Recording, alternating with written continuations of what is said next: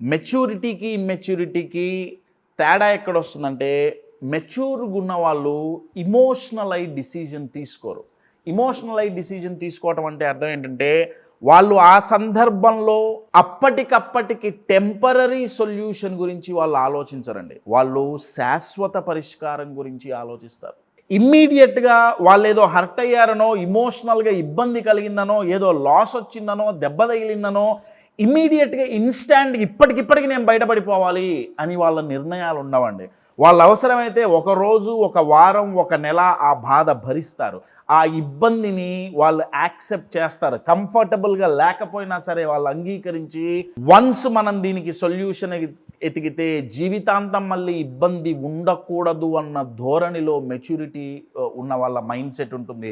ఆలోచన విధానం ఉంటుంది. సో వాళ్ళ డిసిజన్ మేకింగ్ చాలా బాగుంటుంది. వెరాజ్ ఇమ్మెచ్యూరిటీ వాళ్ళ పరిస్థితి ఏంటంటే ఇమ్మీడియట్‌గా ఇన్‌స్టాంట్ అంటాం కదా!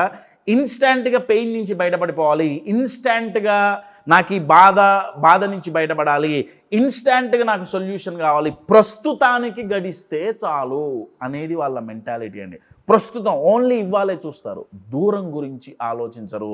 దానివల్ల జరిగే నష్టం ఏంటంటే తప్పుడు నిర్ణయాలు తీసుకొని ఆ తీసుకునే నిర్ణయం యొక్క రిపర్కర్షన్స్ ఎలా ఉంటాయి, వాటి ప్రభావం ఎలా ఉంటుంది, ఇదంతా వాళ్ళు ఎనలైజ్ చేయకపోవటం వల్ల రిలేషన్షిప్ పరంగా, బిజినెస్ పరంగా, ఫినాన్షియల్ పరంగా ఎంతో ఇబ్బందులు ఎదురవుతుంటాయి వాళ్ళకి.